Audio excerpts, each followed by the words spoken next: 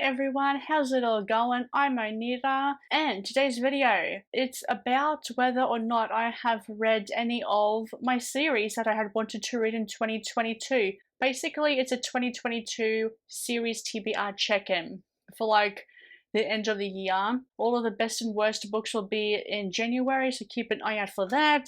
If you were ever interested, let me tell you about the series I wanted to read and didn't, because it was not a good year for me. If you've seen my previous video, you would have known that it was definitely a very stressful year for me. Don't want to go too much into it this year, but it was very stressful. There are series that I had continued from previous years that I had wanted to continue on with this year.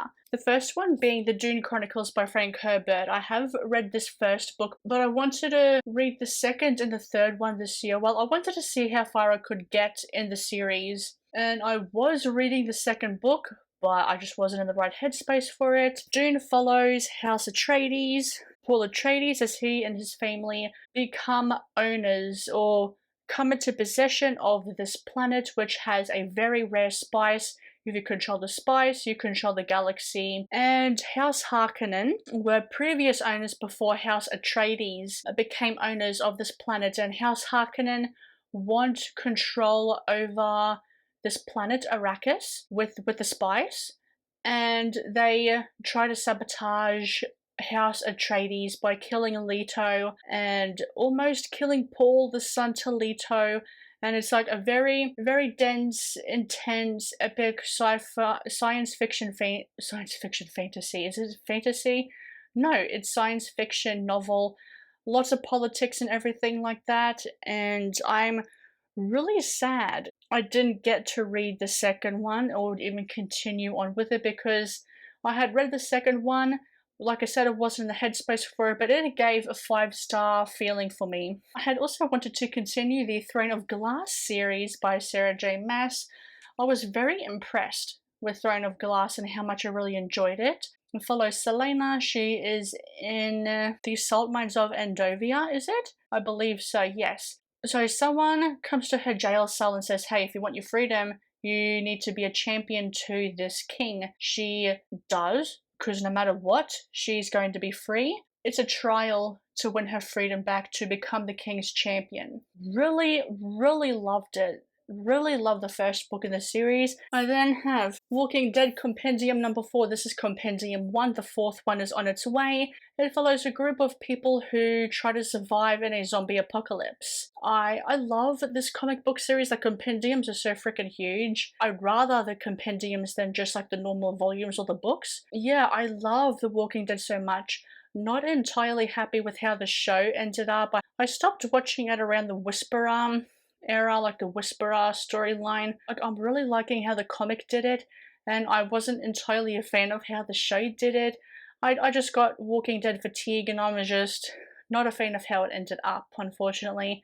I should probably get back into the show again and finish it off properly, but I don't know, we'll see. And the Outlander series was another one that I had wanted to continue on with. That didn't happen because the books are getting into the 1,000 plus page territory right now, and yeah, they're getting long. They're getting long. It's a 10-book series. The 9th book just came out not long ago, and I don't know when the 10th one will be because it was quite a few years in between book 8 and 9, like the publication date between book 8 and 9. Diana Gabaldon is really good with description and making the historical elements in this book feel very real. She does a lot of research into this series, and you can tell it's done very, very well. Not that I would know, I'm not a historian, but you can tell when something is done very well. Anyway, the Outlander series follows Claire Randall. She is on her honeymoon with her husband in Scotland. She's a war nurse and he is a historian, I believe. They're on this honeymoon, their second honeymoon in, what did I say? Scotland, to celebrate like the end of the war. Come back together again, you know, find a love again. Claire goes on a bit of a day trip somewhere. She finds these standing stones in Craignadoon, is it? I can't remember. It's been a long time since I've read the books. I'm up to the 3rd book right now. I read the second one last year or this year. I can't remember when, but I do need to continue on with it anyway. She sees these standing stones, she puts her hands on the wall or like on the stones, and then she travels back into like 18th or 17th century Scotland where she meets Jamie Fraser, and then a love story blossoms from there. It is such a good series, it really truly is. I do need to continue on with it. Like I said, I have only read 2 books, need to read the third one, then continue on with the rest. Now we are onto the portion of the video where I will be talking to you about the series I have wanted to start and complete by June, I believe. Yes, by the end of June of 2022. And I can say semi-successful. Semi-successful. Okay, so the first one we have was the Mistborn trilogy, especially Era 1. I had wanted to read Era 1 first by the end of June, and I would have read Era 2 up until the end of December, like around this month, if things had have gone to plan. It did not. I did not even touch this series at all. All I know is that this bad guy has been ruling over this kingdom or this empire for 200 years. There's a man named Kelsier. I believe he's a Mistborn. Mistborn can ingest all the metals and gain their powers from the metals. Misterlings or something like that can only ingest only one metal and only have that power from that metal that they ingested. They can't ingest all of them like Mistborns can. So Kelsier enlists the help of a team. I think it's like a heist or something like that. He enlists the help of this team to help defeat the Empire or defeat this evil king that's taking over this land. And I've heard it's fantastic, this series. Like, I've been wanting to read a Brandon Sanderson book for like around 2 years now, and it just hasn't happened. The Poppy War trilogy by R.F. Kuang is another book or another series I did not get a chance to get around to. What's her name? Is her name Rin? I believe she is an orphan. She's a bit of a darker skinned complexion, and she faces a lot of hardships in her life. She enrolls into this military school, and surprise, surprise, she ends up becoming accepted. She goes to this military school where she trains. There's something more to her. I believe she's like more powerful than she than was previously thought or something like that. I can't remember entirely, but that's the basics of what the series is. And I believe it has a lot to do with war and how it can affect someone. I know it's very war heavy, I believe. The Wayfarers series, starting with The Long Way to a Small Angry Planet by Becky Chambers. It is a standalone sci-fi. And the first one is about a woman named Rosemary. She's running away from her past. She is on the ship, the Wayfarer ship, I believe it's called. And it's like they do a whole bunch of jobs where they punch a hole through space so that ships can travel in and out very quickly and not spend decades getting to a place. But it's more than that. It does have a lot of social commentary, and I really enjoyed it. I knew I was going to. I've had this on my radar for like nearly a decade. Like, I've been wanting to read this book for like nearly 10 years since I was a teenager. I've wanted to read it, and I'm glad I got around to it because I really thoroughly enjoyed the first one. Raven's Shadow Trilogy, the first one starting with Bloodsong by Anthony Ryan.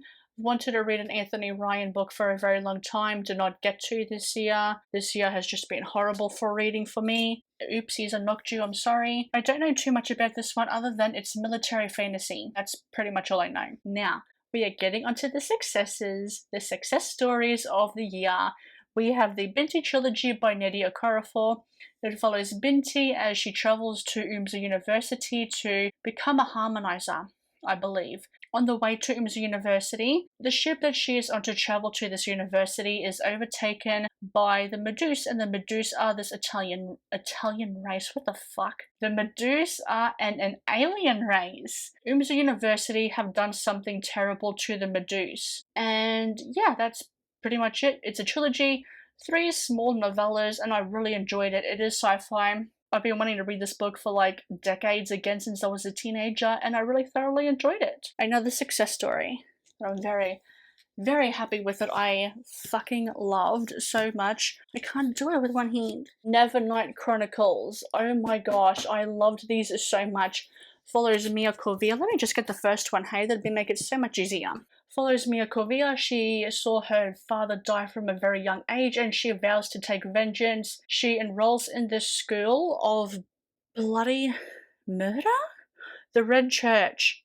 And the Red Church, what the hell is this? And the Red Church are this murder cult. There is something sticky on the back of this book. I'd have to go find what that is. The Red Church are this murder cult, and Mia has vowed to take vengeance on the people that have wronged her family. And she has magical powers. The first one was good, I gave her 4 stars. I gave the other 2 5 because they were just so good. So good. That is it for the video. Thank you very, very much for watching if you have, and don't be surprised if you see a lot of these series in my 2023 series TBR, because a lot of them will be. A lot of them will be. With that being said, I will let you get back to your day. Let me know in the comments down below. What series have you read in 2022? Did you enjoy them? Did you not? Did you not get to any of this series that you had wanted to complete and finish? It's okay. I'm a failure too. We'll be failures together, and I'll see you later.